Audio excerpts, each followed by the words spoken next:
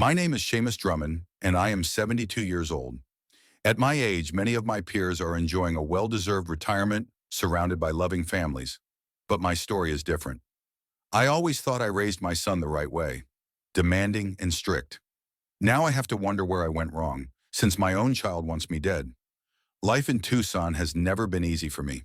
For 38 years, I worked as a civil engineer, designing bridges and buildings all over Arizona.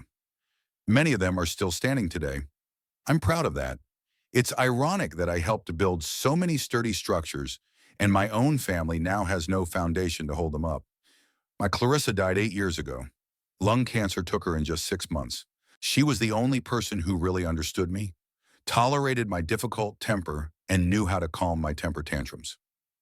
We met at a coffee shop when I was 29.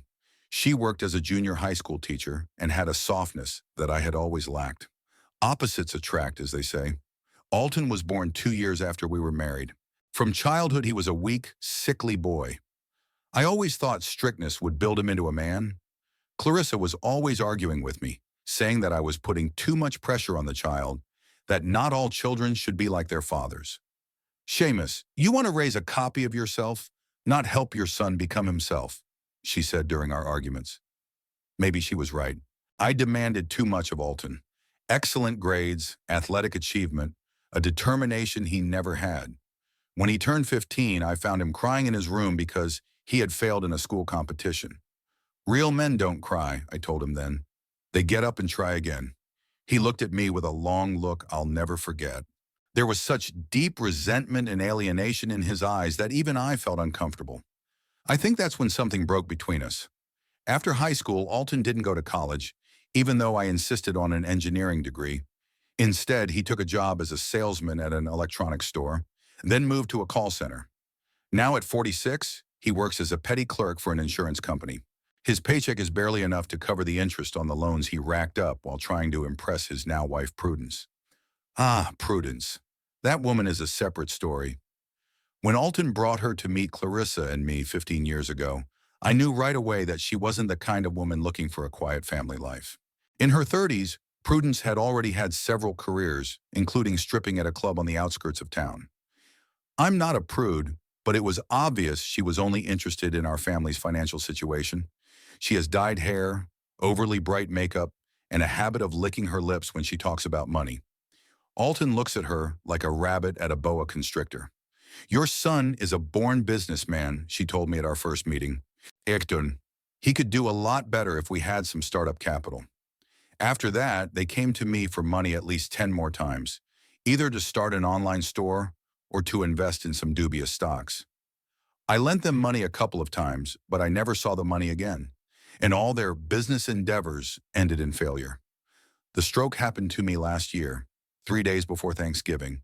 I remember making breakfast and suddenly the left side of my body went numb and the room started spinning. I woke up in the hospital. The doctor said I was lucky.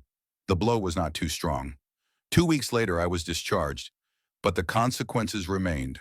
Sometimes my arm goes numb, and there was a slight limp. It was after the stroke that I noticed a change in Alton and Prudence's behavior. Suddenly, they started visiting me every weekend, bringing me groceries and asking me how I was feeling. Prudence even cooked me dinner, the first time I had ever met her in all the years I had known her. I was touched at first, thinking the illness had made them rethink our relationship. Papa, you should get more rest, Alton said with an unusual concern in his voice. Maybe we should talk about how to organize your care. Yes, Seamus, Prudence said. It's not safe for you to live alone in a house this big at your age. We could move in with you, help with the household. I politely declined their offer. My house was my fortress, and I wasn't about to let those two in on a permanent basis, especially since Prudence had already begun to notice how nice my antique clocks were and how much my collection of old coins might be worth. Then their visits became even more frequent. They began to come on weekdays, sometimes showing up unannounced. One day I came home from the store and found Prudence rummaging through my desk drawer where I kept my papers. I was looking for aspirin, she said, not even embarrassed. Alton began cautiously inquiring if I'd updated the will since Clarissa's death. Just want to make sure everything is in order, he explained. I'd heard that after Gordon's neighbor died, his relatives fought over the inheritance. I wouldn't want that to happen to your estate. I didn't bother to tell him that after my stroke, I'd actually updated my will, leaving most of the estate to my niece Tabitha, my brother's daughter. She was the only relative who visited me for nothing, with no hint of an inheritance. One day as I dozed in my chair, Prudence's voice from the kitchen woke me up. She was on the phone, thinking I was sound asleep. His doctor said that old people who have had a stroke have a high risk of having another one, she said quietly. And the second one is usually fatal. We just have to wait. Nature will do its own thing. I froze, trying to breathe steady so she wouldn't notice I was awake. Ashuraninarm. He changed his will, I'm sure, she continued. There's some record of Tabitha in his papers. It could ruin all our plans. Alton thinks we should move faster. I felt a chill run through my body. My own family had discussed my death as a welcome event. I remembered all the times Prudence had insisted that I take the medicine out of her hands, even though I was perfectly capable of doing it myself. All the times I had felt inexplicably weak and drowsy after their visits. When they left that day, I sat in the silence of my house for a long time. The sun was setting outside the window, coloring the desolate Tucson landscape with red-orange tones. I stared at the picture of Clarissa standing on the mantelpiece. She was smiling her soft smile, and I felt like she wanted to tell me something. What am I supposed to do, Clarissa? I asked the empty room. For the first time in years, I felt real fear. Not for my own life. At my age, death no longer seemed such a terrible end. I was afraid that my own son, flesh and blood, might want me dead, that I had raised a man capable of such a thing. The next day, I went to the bank and opened a new safe deposit box where I moved all the important documents. Then I went to the drugstore and bought food poison test strips. At home, I took out the old tape recorder I used to use for work notes. I needed proof. I had to know exactly what Alton and Prudence were up to before I could take any action. Suspicion wasn't enough. I needed certainty. 2 days later, I had a chance to test my hunch. Alton called and said that he and Prudence were coming over to bring me lunch. I agreed, but when they arrived and were distracted by the conversation, I discreetly took samples of the food for testing. The test showed the presence of sleeping pills in the tea Prudence had made. They were really trying to drug me, probably hoping it would trigger another stroke. I didn't give the appearance of knowing of their plans, but discreetly poured the tea into the flower pot when they weren't looking. That evening, after they left, I found the strength to call Tabitha and tell her of my suspicions. She suggested I go to the police immediately, but I declined. I need hard evidence, I explained to her. Otherwise, it would just be the old man's word against his son's. I couldn't stop thinking about where our relationship had gotten to. Where and when had I taken a wrong turn? Perhaps if I'd been a gentler father, if I'd praised Alton more often, if I hadn't compared him to myself constantly. But now it was too late for regrets. A week later, I installed hidden cameras in the house. One in the living room, one in the kitchen, one in the study where important documents were kept. I wasn't sure what their next move would be, thinking maybe they'd decide to just wait for nature to take its course, as Prudence had said on the phone. But that same night, I overheard another of their conversations. They were in the garage, thinking I was taking an afternoon nap. I heard Alton's voice, unaccustomedly firm and determined. "We can't wait any longer," he was saying. "What if he lives another 10 years? By then we'd be up to our necks in debt, unable to pay the mortgage. We have to act." "Are you sure?" Prudence sounded worried. "This isn't just slipping sleeping pills anymore. It's—" "I know what it is," Alton interrupted her, "but it's his own fault. All my life he's been controlling me, telling me I was nothing, that I could never be as successful as him. Now he can finally put his family to good use." I froze at the door leading to the garage, barely breathing. It wasn't enough for my son to slip me sleeping pills. He was planning something more drastic. In that moment, I realized I had to be even more careful. Later that evening, watching the CCTV footage, I saw them discussing my will while I was in the garden. Prudence was going through papers in a desk drawer I had purposely left unlocked, with a fake will inside. "It says here that the house and all the savings go to Alton," she said, running her eyes over the document. "That's good, but I don't like the fact that he wants to leave some of the shares to his niece." "Forget the stock," Alton said. "The main thing is the house and the accounts. That's enough to start a new life." I could see their faces close up on the tape. The greedy gleam in Prudence's eyes, the determined look on Alton's face. They looked like predators who had cornered their prey and were ready for the final rush. The next morning, watching the footage from the camera in the garage, I saw something that made me go cold. Alton was tinkering with the brake system of my car, the old Buick I'd driven for the past 15 years. He tinkered with something, then carefully wiped his hands and closed the hood. They decided not to wait for natural death or another stroke.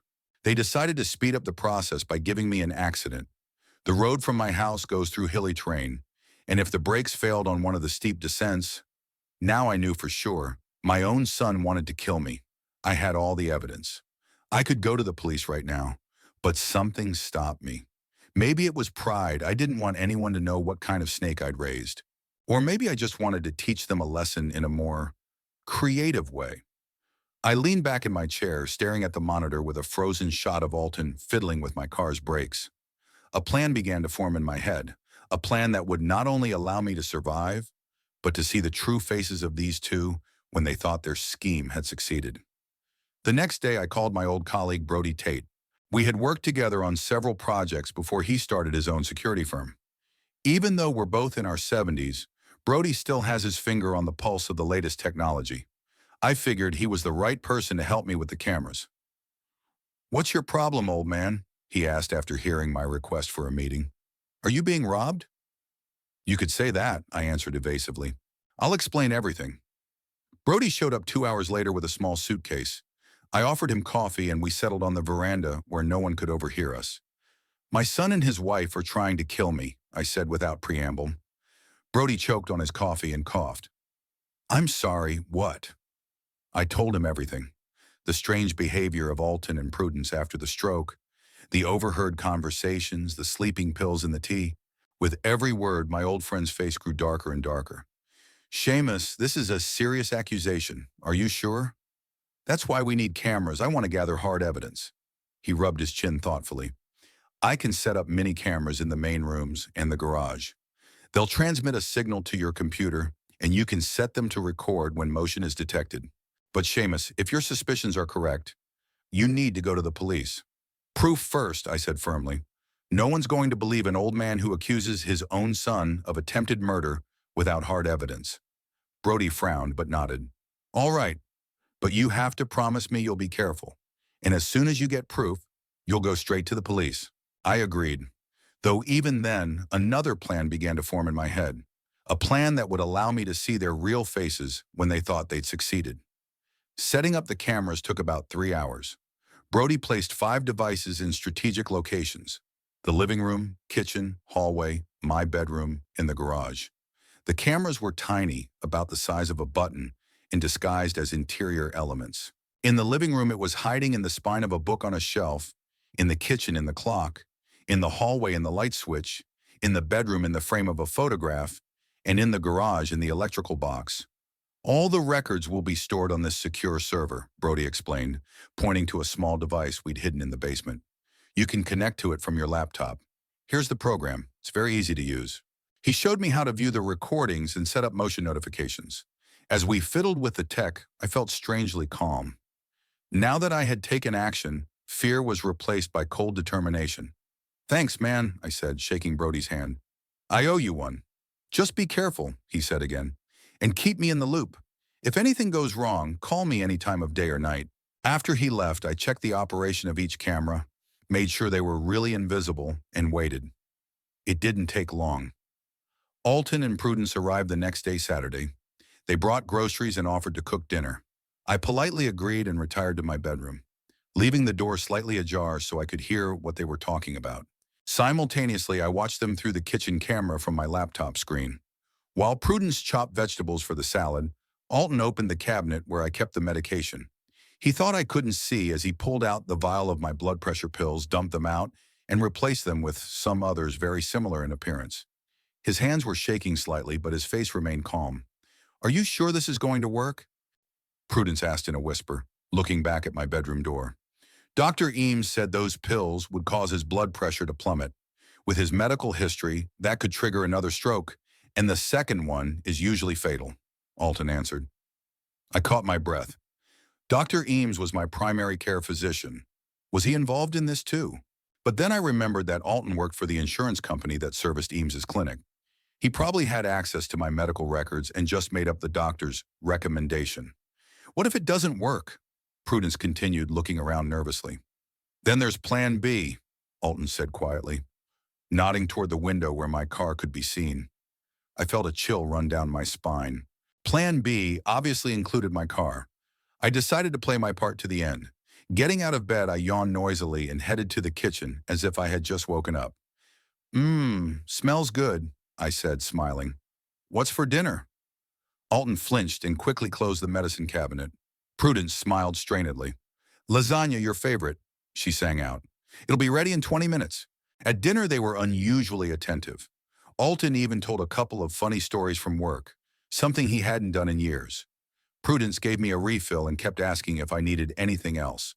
When it was time for my evening pills, Alton brought them in a glass of water. I took the pill, put it in my mouth, and drank the water. But I didn't swallow it. I hid it under my tongue. When they turned away, I discreetly spit it out into a napkin and hid it in my pocket.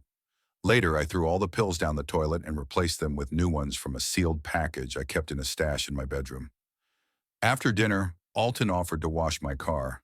It looks a little dusty, he said. I'll have it cleaned up in no time. Ero. No need, son, I replied. It's supposed to rain tomorrow, and it'll get dirty anyway. No, I don't mind, he insisted. You've done so much for me. Let me help a little. I reluctantly agreed, knowing that the camera in the garage would record all his actions. While Alton worked on the car, Prudence entertained me with a conversation about her new job at the boutique. She talked nonstop, clearly trying to keep me from going into the garage to check on her husband. Later, when they left, I immediately reviewed the camera footage in the garage. What I saw confirmed my worst fears. Alton hadn't washed the car. Instead, he had opened the hood and was doing something to the brake system. I zoomed in and clearly saw him notching the brake hose enough that it would hold for a short trip, but burst when I pressed down hard on the pedal. My hands trembled. It was one thing to suspect, and quite another to see with your own eyes your child preparing your death. I leaned back in my chair and closed my eyes. Memories flashed through my mind. Alton at 5, proudly showing me his drawing. Alton at 10, crying after I scolded him for a bad grade. Alton at 16, withdrawn and aloof, avoiding my gaze. Where did I go wrong? When had my son's love and respect turned to such fierce hatred? I remembered all those times when I had been too strict, when I had demanded the impossible, when I had compared him to myself and found him unworthy. Maybe I had created this monster with my own hands, but now was not the time for regrets. I needed to act. I called Tabitha and asked her to come over without giving any reason. She arrived an hour later, worried and anxious. What's wrong, Uncle Seamus? She asked, seeing the look on my face. I silently showed her the tapes. Her face grew paler and paler with each passing minute. Oh my God, she whispered when the tape ended.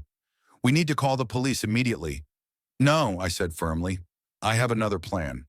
What other plan? They're trying to kill you. I know they are, and I want them to get what they deserve, but not just jail time. I want them to feel the horror of their actions. I told Tabitha my idea. She objected for a long time, saying it was too risky, but finally gave in when she saw the determination in my eyes.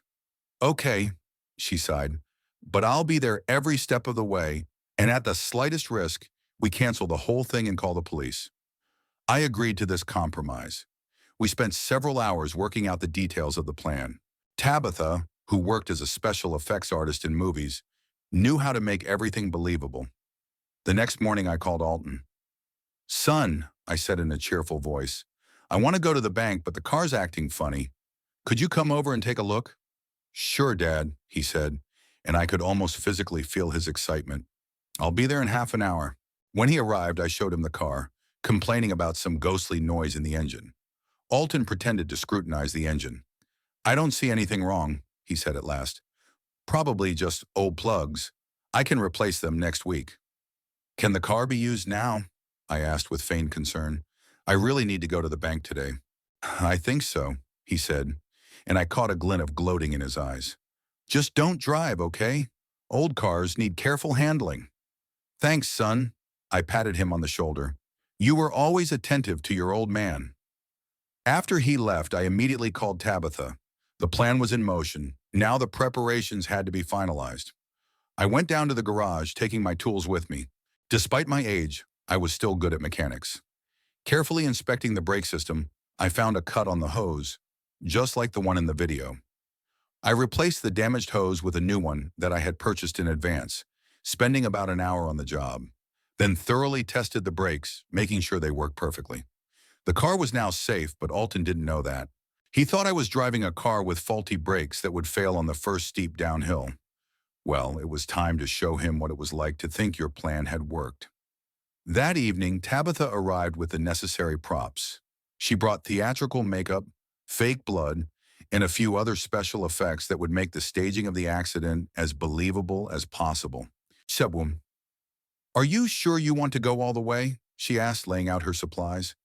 Absolutely, I nodded. They have to feel like their plan worked.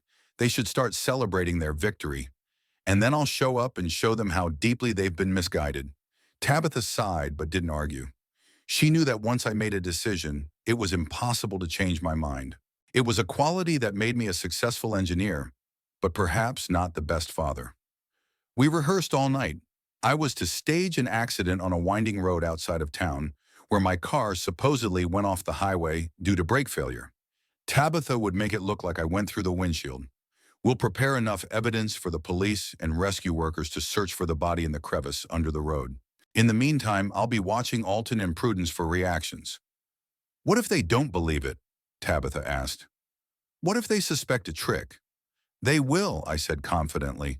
They are so eager for my death and my inheritance that they will gladly believe in the success of their plan.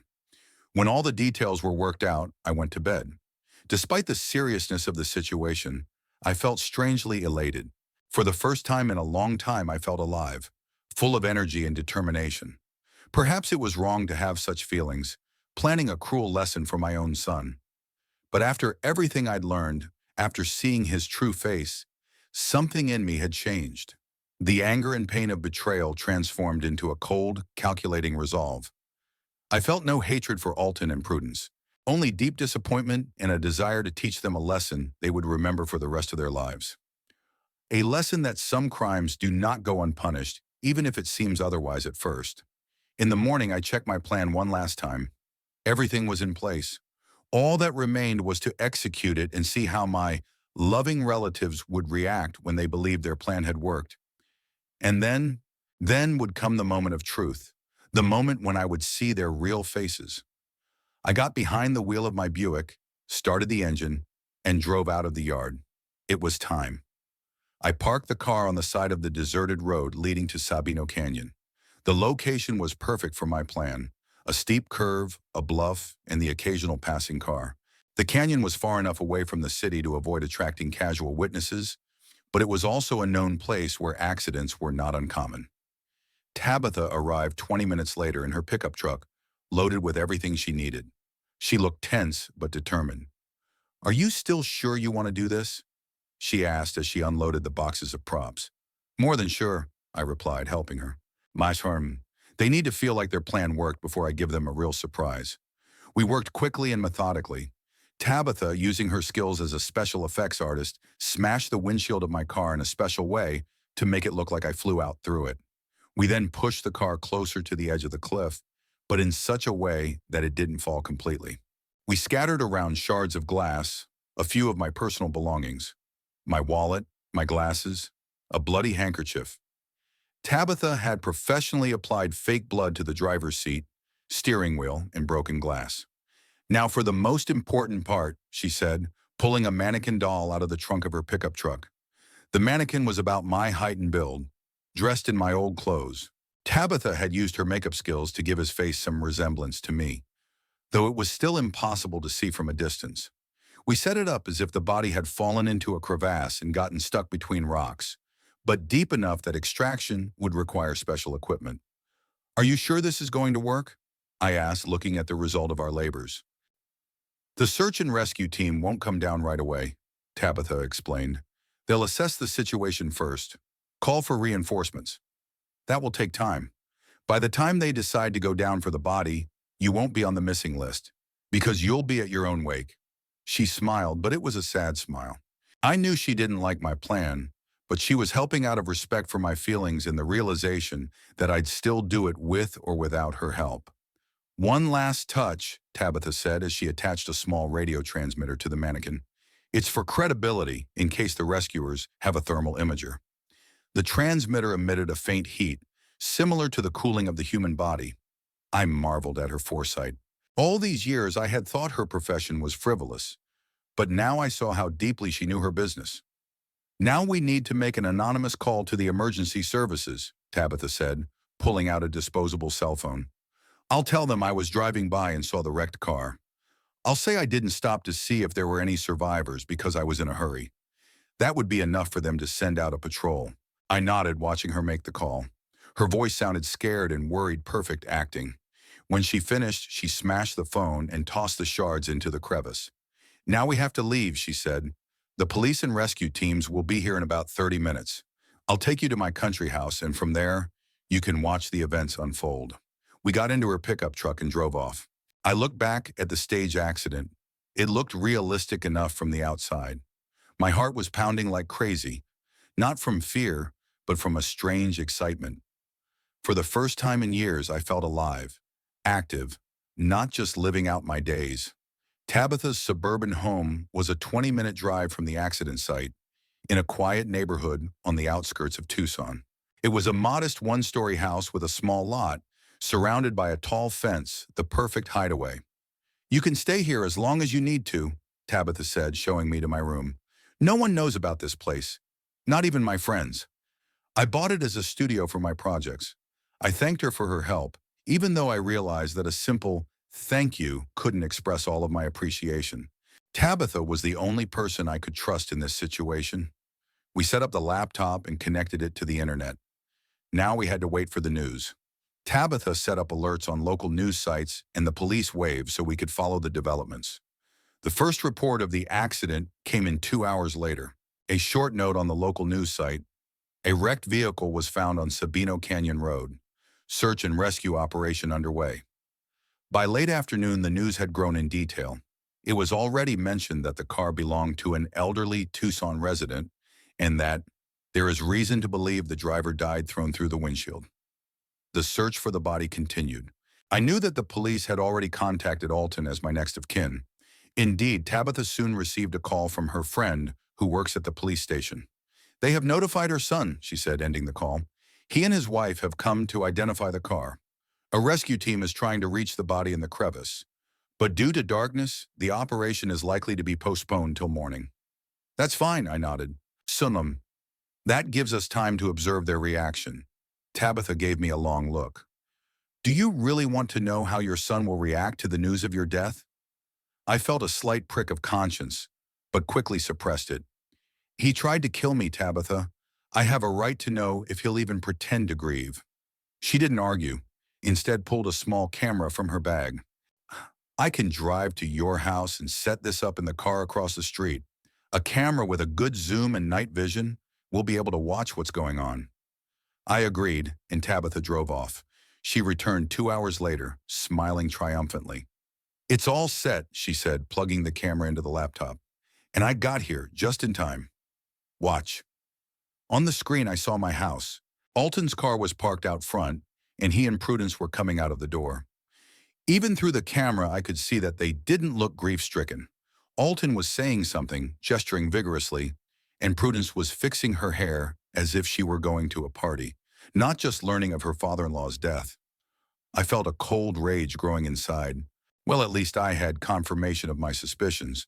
They weren't in the least bit grieving. Any sound? I asked Tabitha. Unfortunately, no, she shook her head. We're too far away. But I can try to read lips if you want. No need, I waved my hand. I can see enough as it is. We watched as Alton and Prudence entered the house. After a while, the lights came on in the windows, and we could see their silhouettes moving around the living room. They clearly felt at home. My house had already become their home in their minds. An hour later, several more cars pulled up to the house. People got out of them.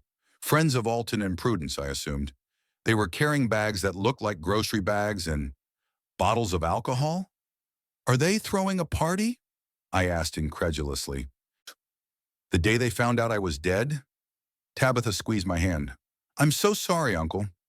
I shook my head, feeling something inside finally snap. The last remnants of my fatherly feelings for Alton were dying watching this scene. My own son was celebrating my death. Over the next hour, several more cars pulled up to the house. With each new guest, it became more and more obvious. This was not a morning gathering, but a real party.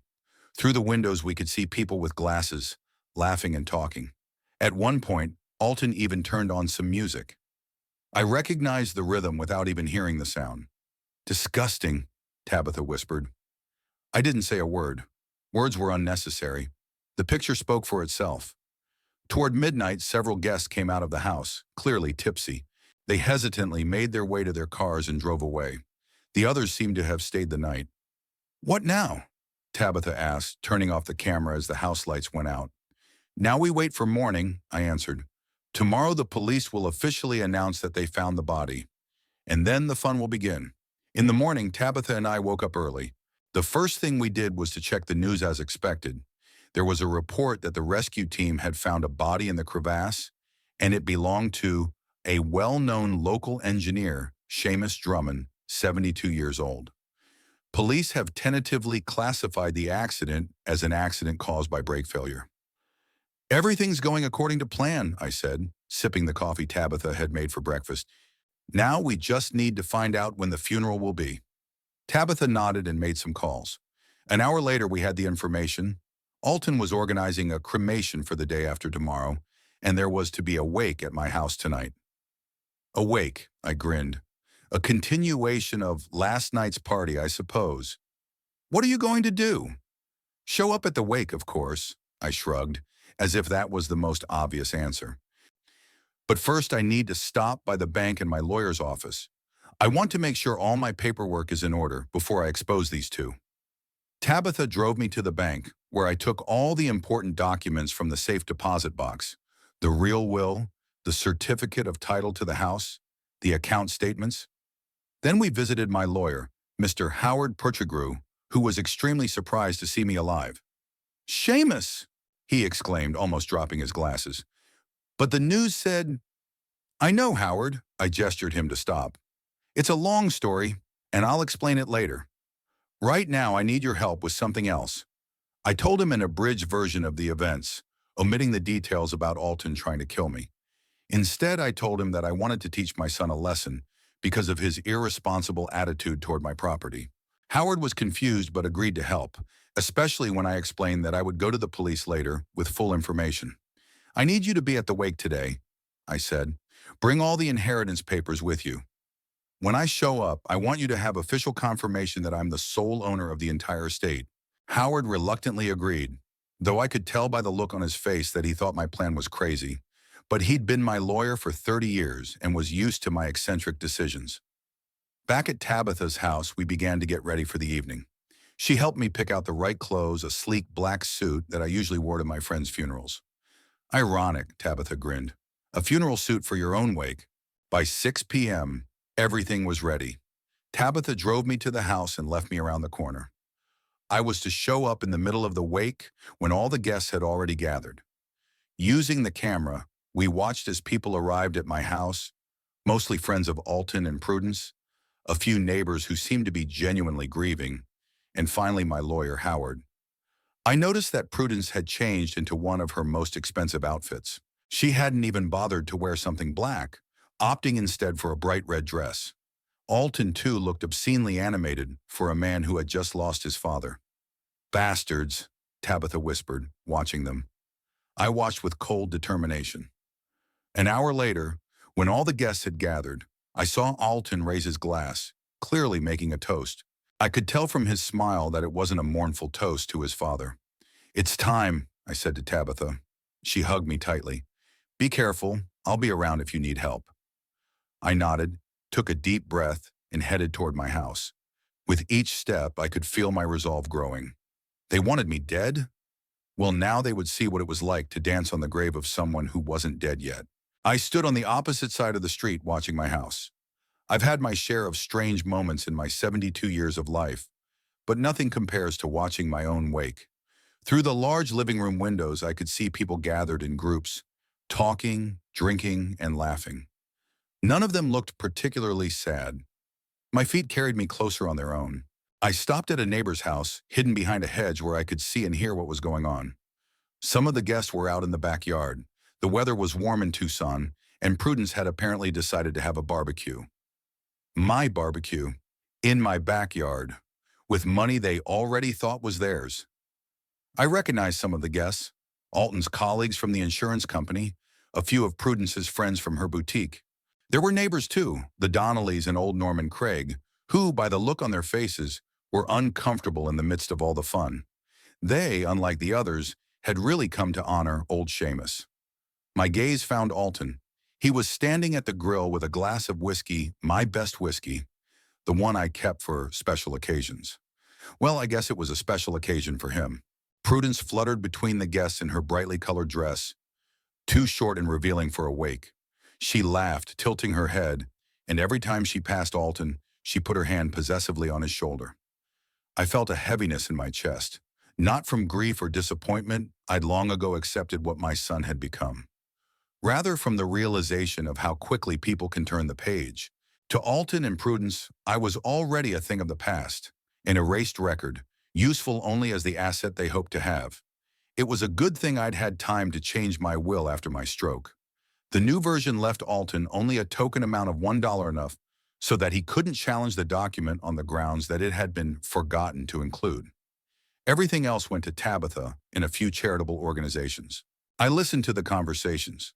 The sounds of the party echoed down the quiet street, and you could make out individual phrases if you wanted to, especially when someone stepped out onto the porch or backyard. "We can finally pay off our loans," Alton's voice came to me. "And move out of here," Prudence said. "I hate this old house, too many memories. We'll sell it and buy something modern on the north side of town." I couldn't help but chuckle. They didn't know yet that they wouldn't get the house or the money. I wonder what they'll say when they find out the truth. The party was gaining momentum.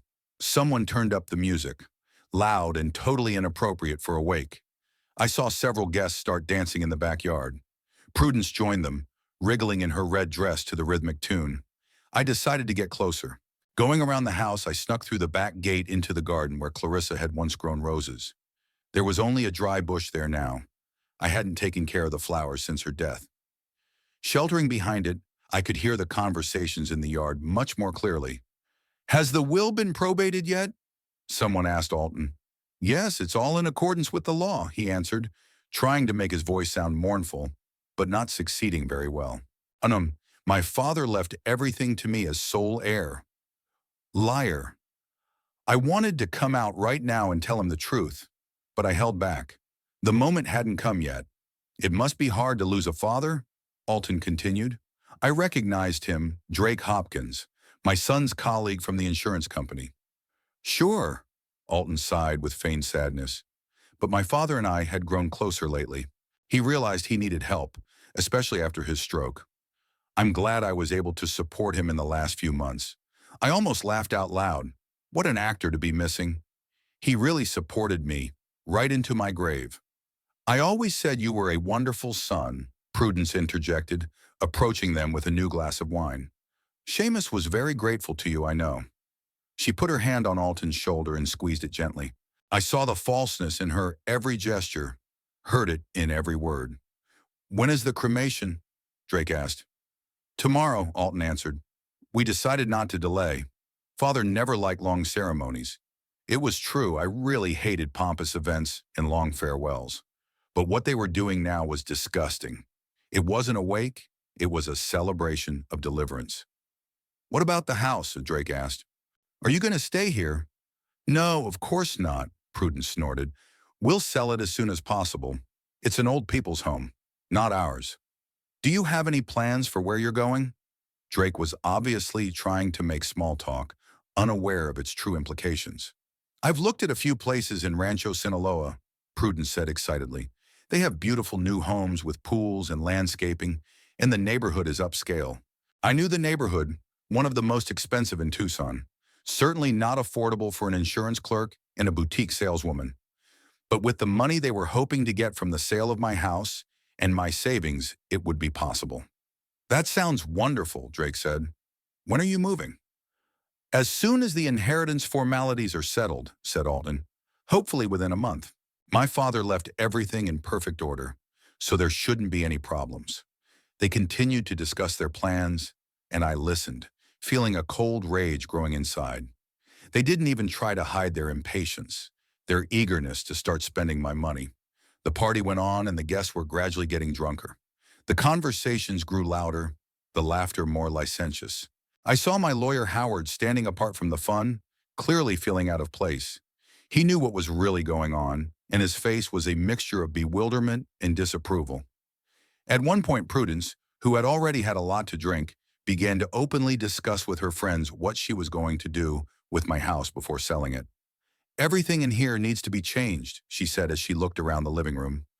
This furniture is a real antique, and not in a good way. And those old pictures on the walls, God, who needs all those memories? She walked over to the mantelpiece where Clarissa's picture stood and unceremoniously slid it aside to set her glass down.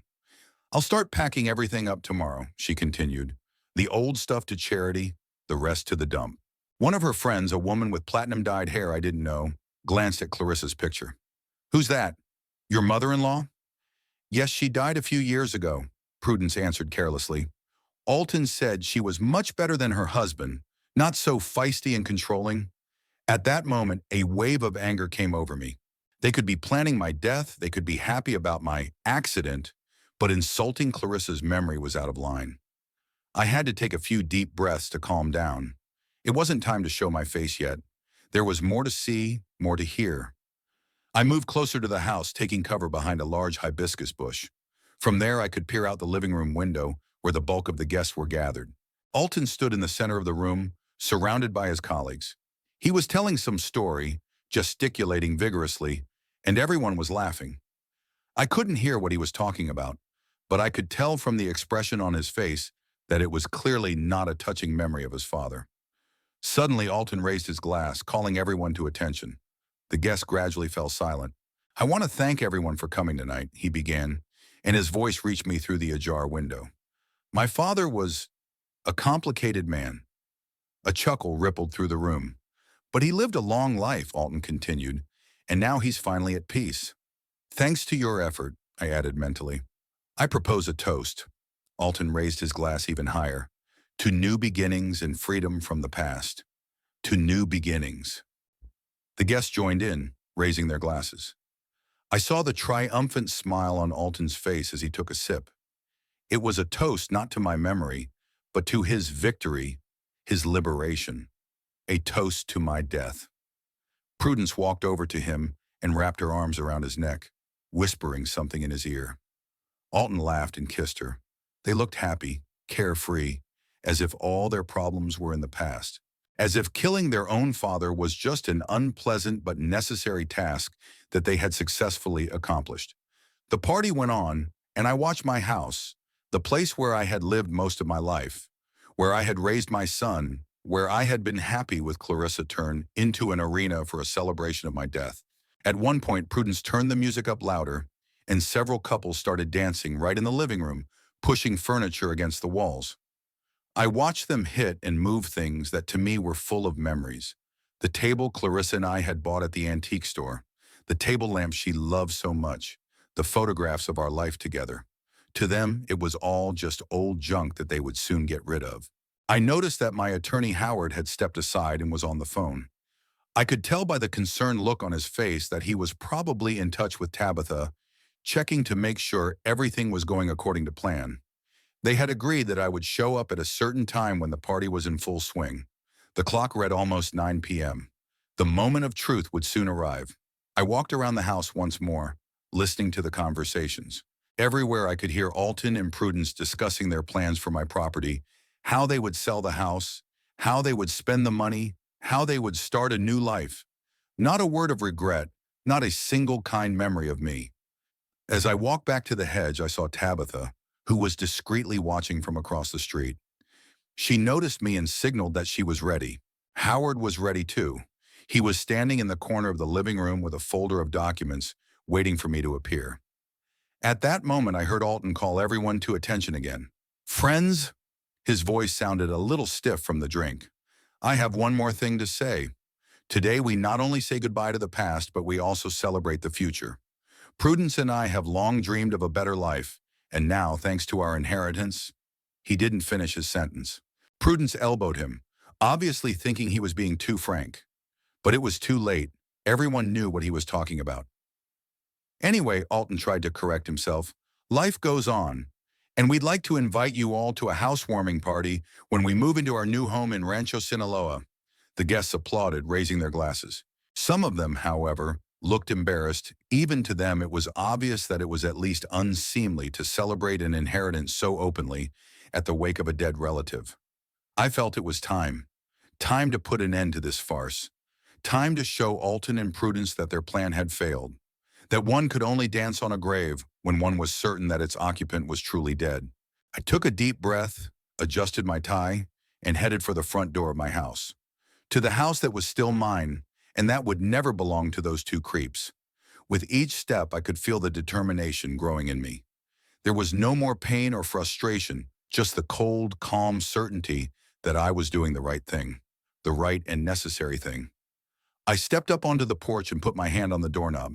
There was laughter, music, and clinking glasses outside the door, the sounds of a celebration that was about to turn into a nightmare for its organizers. I opened the door and stepped into my house. I stepped into my house and stood in the doorway for a moment. The music was blaring. People were talking, laughing, drinking, a typical party in full swing. No one noticed my appearance at first. I looked around the living room, noting the mess they'd already made of my house. Overturned bottles, stains on the carpet, shifting furniture. Someone had even hung a poster on the wall that read, "Onward to a New Life," clearly not the most appropriate slogan for a wake. The first person to notice me was Norman Craig, my old neighbor. He was standing at the bar sipping whiskey when our gazes met. His eyes widened, and the glass slipped from his fingers and clattered to the floor. The sound caught the attention of those around us, and gradually, like a wave, a silence swept through the room. People turned in my direction, their faces alternating between bewilderment, shock, and fright. "Good evening," I said into the ringing silence. "I hope I'm not late for my own wake." The music continued to play, but otherwise the house was completely silent. I took a few steps forward, entering the center of the room. The people parted before me like the waters of the Red Sea before Moses, with expressions of such unconcealed horror as if they had seen a real ghost. And then I saw Alton. He was standing by the fireplace with a glass in his hand, and his face was as white as chalk. Prudence froze beside him, her mouth open in a silent scream. She clutched at her husband's hand with such force that her knuckles turned white. What? How?" Alton mumbled, unable to formulate a question. I walked slowly toward him, stopping at arm's length. "Surprised, son?" I asked quietly, but in the absolute silence, my voice was audible to everyone. "Didn't expect to see me alive?" Alton opened his mouth and closed it like a beached fish. His eyes darted frantically around the room, as if searching for an explanation or an escape route. "But," the police said, "they found the body," he whispered at last. "Oh yes, a body," I nodded. "You see, there really was a body in the crevice. A mannequin with very good makeup. The rescuers, in the dark, didn't go down to get him, and in the morning, when they were about to do so, he wasn't there. Strange, isn't it?" Prudence started to back away slowly, but I stopped her with a glance. "Take your time, dear sister-in-law," I said. The evening was just beginning. I looked around the room. The guests stood frozen in mute shock. Some of them seemed to be beginning to realize that something very bad was going on here, and reached for the exit. "Everyone, please stay!" My voice sounded suddenly loud and commanding. "I have something to show and tell you, something that concerns each of you who have come today to honor my memory." I nodded to Howard, and he pulled a laptop computer out of his bag. He quickly plugged it into the TV hanging on the wall, the state-of-the-art equipment I'd installed at Clarissa's insistence shortly before she died.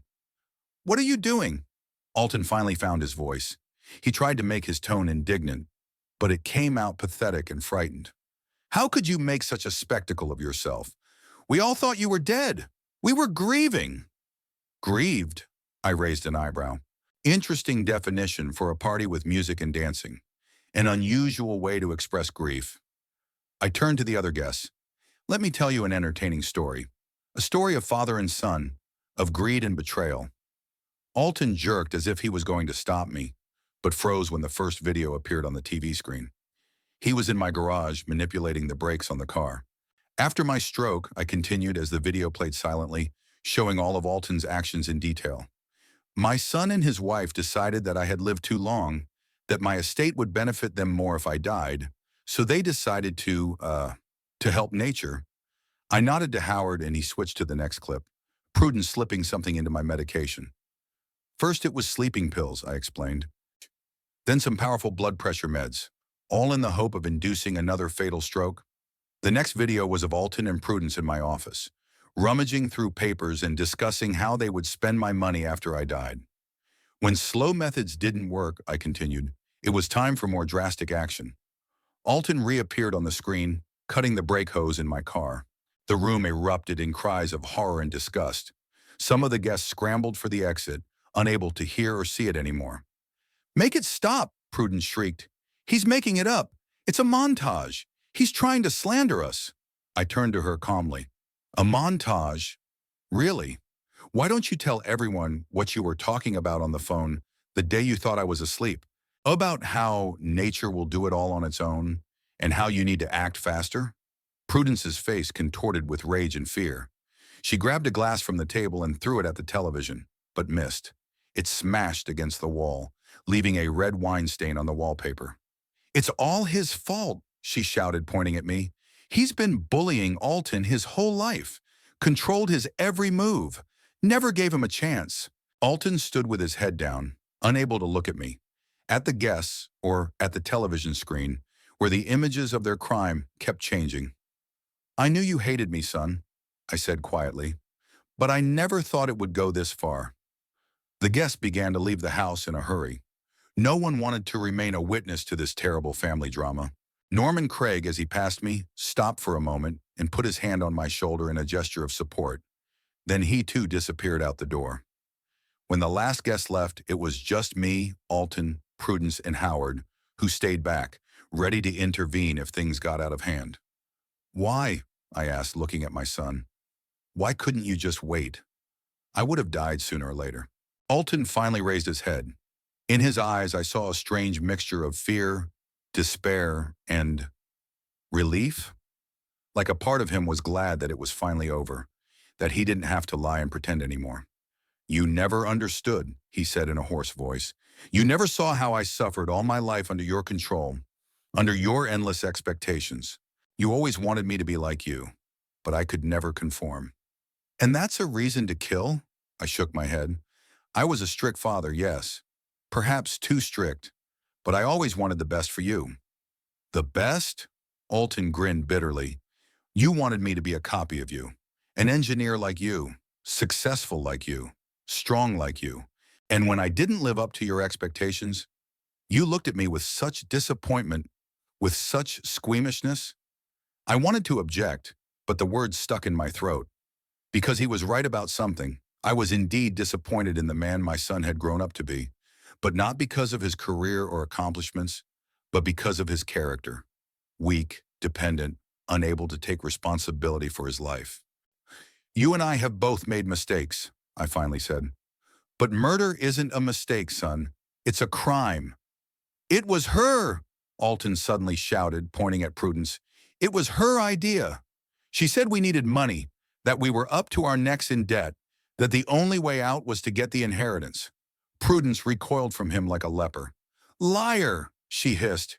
"You're the one who suggested cutting the brakes. You said it would look like an accident. I only wanted him to die a natural death sooner." They stood across from each other, momentarily forgetting their unity in the face of exposure. Each thought only of how to save himself by shifting the blame to the other. I looked at them and felt not anger, but a deep, all-encompassing weariness. Those two weren't worth all the years I'd spent worrying about them, trying to figure out where I'd gone wrong as a father. "The police are on their way," I said, breaking their bickering. "I called them before I came in here. You're both under arrest for attempted murder."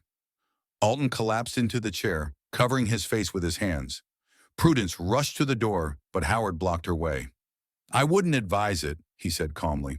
Sorananikonon. Running away will only make things worse for you. You can't do that, Prudence shrieked, turning to me. We're family. Family? I grinned. Family doesn't try to kill each other for money. Family doesn't celebrate the death of a father. What would you do if the plan worked? Dance on my grave? It's all your own fault, Alton whispered without raising his head. You've always been a cruel, controlling tyrant. Mother was the only one who made life with you bearable. At the mention of Clarissa, something in me snapped. I felt my eyes fill with tears, for the first time since I discovered their conspiracy. Don't you dare talk about her, I whispered. Don't you dare use her memory to justify your meanness. She hated you too, Alton shouted. She only stayed with you because of me, to protect me from you. I shook my head, realizing this was a last desperate attempt to hurt me. Clarissa loved me to the very end, I said quietly, and she loved you. She would have been horrified if she'd known what you'd become. That seemed to strike a nerve with him. Alton jerked as if struck by a blow and raised his eyes to me with tears and fury. You know nothing, he shouted. You think you are always right, that you know everything better than anyone else. But you're wrong. You've been wrong about me all my life. Maybe, I agreed. But I never wanted to hurt you. I never wanted you dead, even when you disappointed me. And you crossed a line that should never be crossed. At that moment, the sirens of police cars sounded outside the window. Prudence jerked once more toward the door, but Howard held her hand tightly. It's over, I said, looking at them both. You've lost. Alton laughed suddenly, a jerky, almost hysterical laugh. You know what's ironic? He asked. We're really in debt, up to our eyeballs. I've taken out loans, borrowed from loan sharks, all in the hope of getting rich quick. But all the investments have failed. Prudence is right. We did need your money. We have nowhere to go. That's your problem, I replied stiffly. You're a grown man, Alton. It's time you started taking responsibility for your actions. Don't you understand? His voice broke into a shout. I was never like you. I couldn't live by your rules. You made a loser out of me with your eternal pressure. No, I shook my head. You made that choice yourself. Every day of your life, you chose the path of least resistance, and that's where it got you. There was a knock at the door. Howard went to open it, and two uniformed police officers came in. They were followed by a detective in civilian clothes. Seamus Drummond? He asked, looking at me. I'm Detective Muldoon. We got a report of an attempted murder. Yes, I nodded. It's my son, Alton Drummond, and his wife, Prudence. I have all the evidence of their crime. The policeman approached Alton and Prudence. The detective began to read them their rights while the officers handcuffed them. As I watched my son and daughter-in-law being led out of the house, I felt a strange emptiness inside. No triumph at the retribution that had been accomplished. No bitterness at the final severing of the family bond. Just a deep, all-consuming weariness. You will regret it, Prudence shouted, looking over her shoulder. You're a lonely old man. No one will care for you. No one will come to your real funeral. I didn't answer. What could I say to a man who hated me so fiercely? A man who saw me only as an obstacle to wealth? Alton walked on in silence with his head down. Only at the door did he turn around. I hate you, he said quietly. I always have.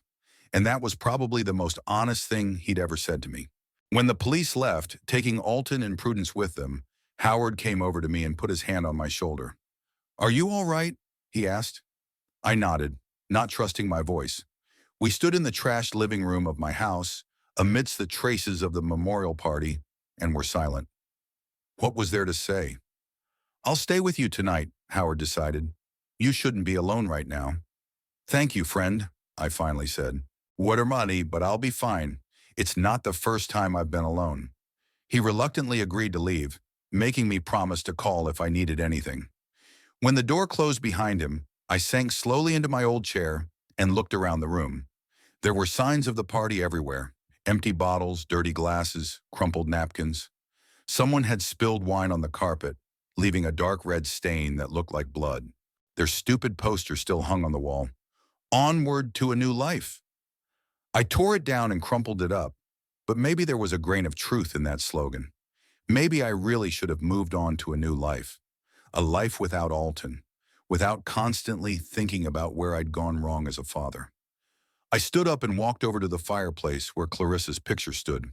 She was smiling her soft smile, and I suddenly felt like she would understand me, understood and forgave me for all the mistakes I'd made raising our son. "We did the best we could," I whispered, touching the picture with my fingers. "The rest was his choice." The house was quiet, with only the clock on the wall ticking, the old mechanical clock that Clarissa loved for its reliability. Once this house had been full of life, laughter, love. Now it seemed an empty shell, a repository of bitter memories. Perhaps it was time for a change, for a new beginning. After all, I had survived my own death. What better reason to start living again? The next few days passed like a blur. I had to give numerous statements to the police, explaining my staged death and presenting evidence of Alton and Prudence's criminal scheme.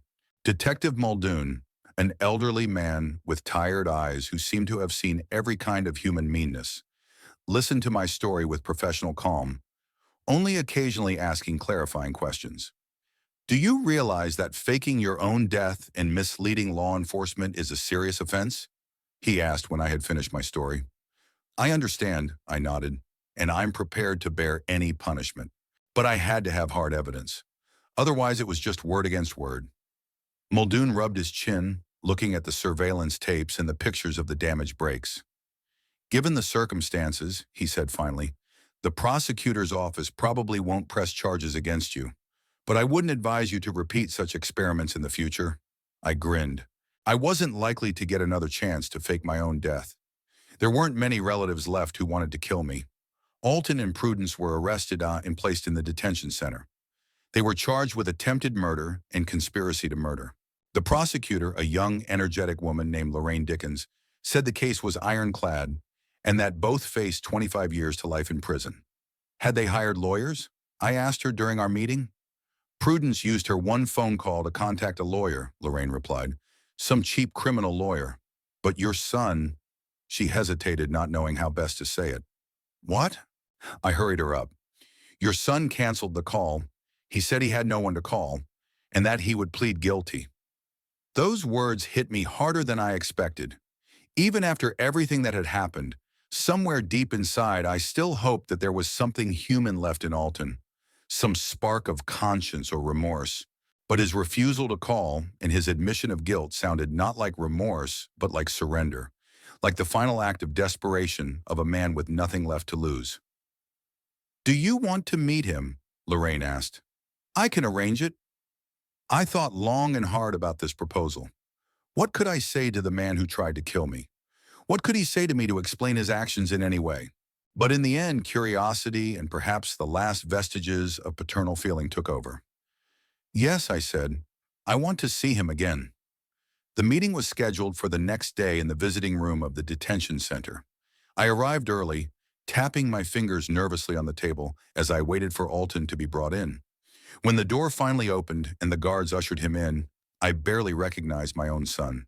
In just a few days of confinement, it was as if he had aged 10 years.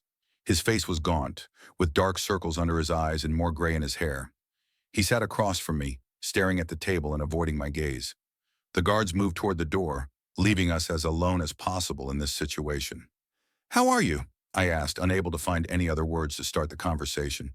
Alton looked up, and in his eyes I saw a strange calmness, almost humility. "How do you think?" He answered a question with a question. "I'm accused of trying to kill my own father. I'm facing life in prison. My wife in the next block is trying to pin the blame on me. How can I be?" I remained silent, not knowing what to say. We sat in silence, two strangers, bound only by blood and mutual pain. "Why have you come?" Alton asked at last. "Do you want to see me behind bars? Make sure that justice is done?" "No," I shook my head. "I wanted to understand. Why? Why now? Why not just wait for me to die naturally?" Alton grinned bitterly. "Money," he said simply. "It's always about money, don't you know? I'm up to my ears in debt. The creditors threatened to break my legs if I didn't pay them off by the end of the year. And Prudence. She was never satisfied with what we had, always wanted more, better, more expensive. He ran his hand through his hair, a gesture he'd learned from me as a child. After your stroke, we thought the end was near, that we just had to wait a little longer. But you pulled through, and you looked so healthy, so, durable. And time was running out. So you decided to speed things up, I finished for him. Yes, he nodded. First the meds. When that didn't work, the brakes. It was Prudence's idea, actually. She'd read somewhere that accidents due to brake failure were rarely investigated thoroughly, especially if the victim was an elderly person with a history of medical problems. As I listened to him, a deep sense of sadness grew inside. Not anger, not disgust, just an infinite sadness at the realization that my son, my flesh and blood, could plan my death in such cold blood. You know what's ironic? Alton continued. If you had really died, we would have gotten a big surprise. I'm sure you changed your will, didn't you? We wouldn't have gotten anything. Tabitha would have gotten most of it, I confirmed. The rest would have gone to charity. Alton nodded, as if he'd expected that answer. She was always your favorite, not even your own daughter, but a niece, closer than your own son. There was a lingering resentment in his voice, almost childlike in its naivete. It was as if he were still the little boy who didn't understand why his father was never satisfied with his success. I loved you, Alton, I said quietly. I just didn't know how to show it. After your mother died, I shut down. I didn't know how to be a father without her. She was a buffer between us, a translator from my language to yours. It's too late for that kind of talk, don't you think? He lowered his eyes again.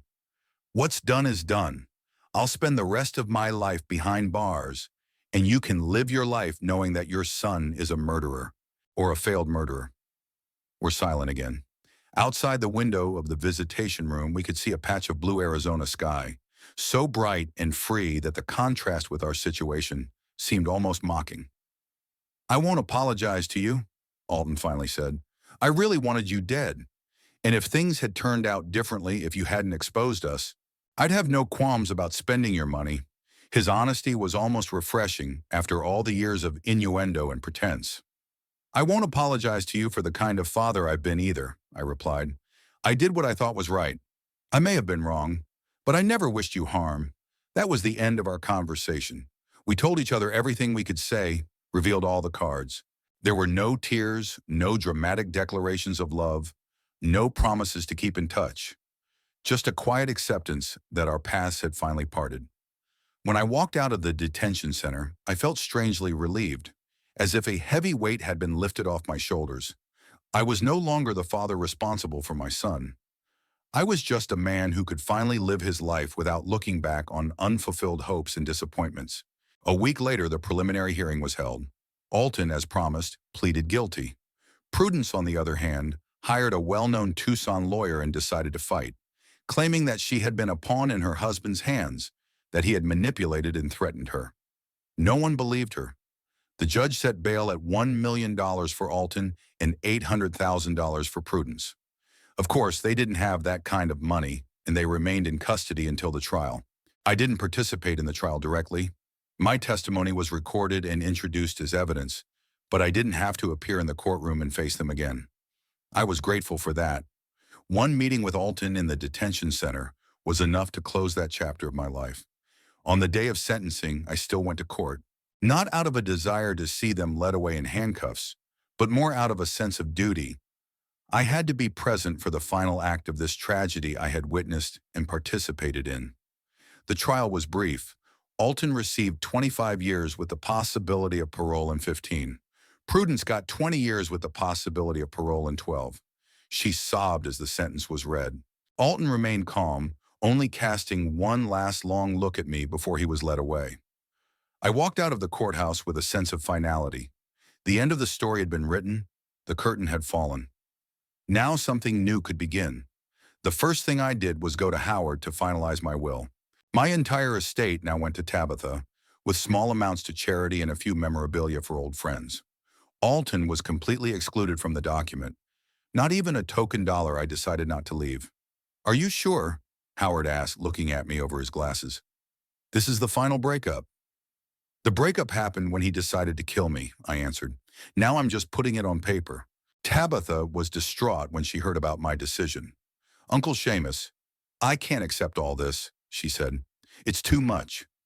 I don't have anyone else, I replied simply, and you deserve it more than anyone else. You were there for me when I needed help, without asking for anything in return. After all the legal formalities, I returned home and sat in my chair for a long time, thinking about the future. The house suddenly seemed too big, too empty, too full of memories, both good and bad. Maybe Prudence was right about at least one thing. This house really was an old people's home, steeped in the past. The next day, I called the realtor and put the house on the market. The decision came surprisingly easily. I no longer felt attached to these walls, to this place.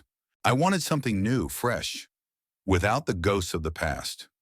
While the realtor was looking for buyers, I began to sort through my belongings.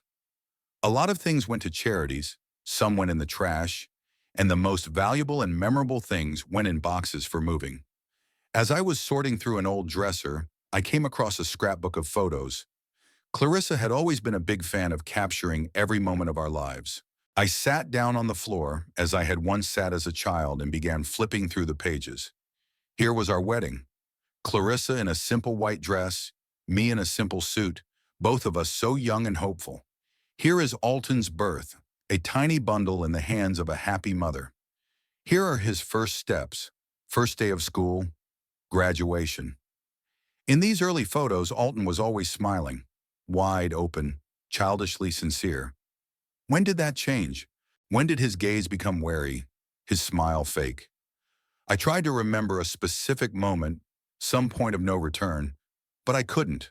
The change was gradual, almost imperceptible, until one day I found my son looking at me as if I were the enemy. I closed the album, feeling a lump in my throat. What would Clarissa say if she saw what our family had come to? She had always believed in the best in people, always hoped that love and patience could overcome any hardship. Would she have been disappointed in me? In Alton? In both of us? I carefully placed the album in the box of things I planned to take with me. You can't change the past, but you can accept it and move on. The house sold faster than I expected, to a young couple with 2 kids who were thrilled with the spacious yard and proximity to a good school. Looking at them while signing the papers, I felt a strange calmness. This house would be filled with new voices, new stories, new memories, and it felt right. With the money from the sale of the house and the solid savings I had accumulated over the years, I could afford to start a whole new life. After much deliberation, I decided to move to San Diego, a city Clarissa had always dreamed of, but where we had never visited together. I loved the idea of living by the ocean, waking up to the sound of the waves, spending sunsets on the beach. I bought a small house on the outskirts of town, close enough to the ocean that I could hear its noise on particularly quiet nights. The house was modern, bright, with a minimum of furniture and a maximum of space. The exact opposite of my old place in Tucson. On moving day, Tabitha came over to help with the final preparations. We stood on the porch of the new house, watching the sunset over the ocean. "How are you feeling?" "But," she asked, watching the sun slowly sink below the horizon. "Free," I answered, and it was the plain truth. For the first time in a long time, I felt really free. She smiled and hugged me tightly. "I'm happy for you, Uncle Seamus. You deserve this." In my new home, in my new town, I began to discover things I had always put off for later. I signed up for art classes. Clarissa always said I had talent, but I never took the time to develop it. I started going for walks along the ocean shore, sometimes stopping to talk to fishermen or just to watch the seagulls. I joined a local chess club and discovered that my analytical mind, honed by years of engineering, was perfectly suited to the game. Sometimes at night, lying in bed listening to the sound of the waves, I thought of Altona. Somewhere in the back of my mind, I still felt the pain of his betrayal, of our relationship ending in such a disastrous way. But every day that pain grew duller, more detached, like an old wound that had finally begun to heal. I didn't forgive him. I don't think I could ever fully forgive attempted murder. But I was beginning to accept my share of responsibility for our relationship getting to this point. I had been too strict, too demanding, too focused on his shortcomings and too stingy with praise. I created an atmosphere where my son felt like a perpetual failure, perpetually not good enough. It didn't excuse his actions, but it helped me understand their origins. And in that understanding was its own kind of healing. In my new home, in my new life, I finally found what I'd been missing all those years after Clarissa's death. Peace and acceptance. Acceptance of the past with all its mistakes and disappointments. Acceptance of the present with its unexpected joys and discoveries. And acceptance of the future, unknown but full of possibilities. I was no longer the father of an ungrateful son or a widower clinging to memories. I was simply Seamus Drummond, a man who, at 72, had found the strength to start over. And that, perhaps, was the sweetest revenge for Alton and Prudence. I lived a full, rich life while they spent their days behind bars, counting the years until their eventual release. They wanted me dead, but instead I found a new life. And that was the best ending to our sad story.